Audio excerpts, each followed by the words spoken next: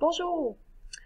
Page suivante. Alors, on arrive avec les droites numériques. Donc, comment identifier une fraction sur une droite numérique? Par exemple, quelle fraction irait à la place du point d'interrogation ici? Alors, premièrement, pour le numérateur, tu vas compter, il y a combien de bons, combien d'espace entre ton entier, qui est le 3, et finalement le nombre que tu cherches. Donc, ici, il y en a 2. Donc, j'ai 2 espaces après le 3. Ce qui fait que mon numérateur sera à ce moment-là 2, donc dans ma fraction. Pour le dénominateur, ben là, on va aller voir autre chose. Pour le dénominateur, on va aller voir entre mes 2 entiers consécutifs. C'est bien important, hein? Là, c'est consécutif parce que c'est 3 et 4. Mais si j'avais 3 et 5, 3 et 5, c'est pas des nombres consécutifs, là. Donc, 3 et 4, ce sont des nombres consécutifs. Je compte, j'ai combien d'espaces? 1, 2, 3, 4, 5.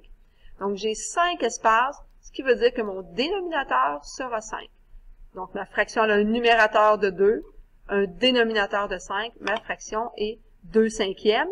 Mais, il ne faut pas oublier que j'ai un petit 3 ici en avant, donc j'ai 3 entiers, ce qui va faire au total 3 et 2 cinquièmes. Donc, 3 et 2 cinquièmes, c'est entre 3 et 4. Donc là, ça fonctionne. Donc, je vais faire le premier exemple avec vous, puis après ça, vous devrez faire les numéros suivants. Donc, on va faire le A ensemble.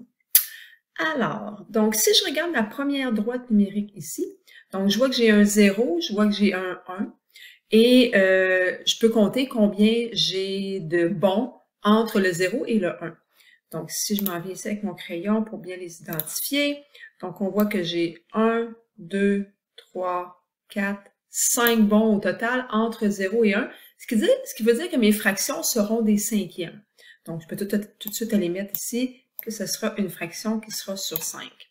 Maintenant, si je regarde mon point d'interrogation, où est-ce qu'il se trouve? Il se trouve à 1, 2, 3 bons de mon 0. Donc, j'ai 3 parties sur 5 de compléter quand j'arrive au point d'interrogation. Je suis donc à 3 et je suis donc à 3 cinquièmes.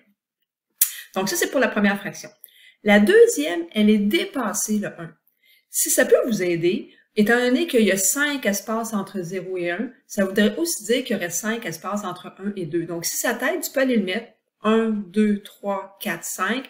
Donc, à mon cinquième bon, ce qui veut dire qu'ici, j'aurai 2 entiers. Donc, je me retrouve entre 1 et 2. C'est ce que ça veut dire. Je pourrais donc aller marquer ma fraction, si ça me plaît, en nombre fractionnaire. Je pense que c'est ça qui est le plus simple, c'est-à-dire que je vais avoir 1 et quelque chose. Donc, combien je vais avoir? Bien, c'est toujours séparé en cinquièmes. Une fois que tu as trouvé là, en combien de parties tu es séparé, ça reste pareil. Donc, je vais avoir 1 et quelque chose cinquième. Et là, si je compte mes bons, pour me rendre à partir du 1, j'en ai 1, 2, 3. Donc, j'ai tout simplement 1 et 3 cinquièmes. Si tu avais voulu le mettre en fraction au lieu de le mettre en nombre fractionnaire, c'est aussi possible. Mais à ce moment-là, tu comptes les bons à partir du 0. C'est-à-dire que tu as 1, 2, 3, 4, 5, 6, 7, 8. Donc, ça t'aurait fait 8 cinquièmes.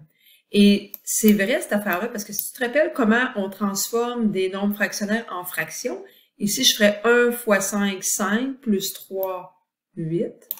Et ce sont toujours des cinquièmes. Donc, j'aurai 8 cinquièmes. C'est égal, ça ne me dérange pas de la façon que tu vas l'écrire.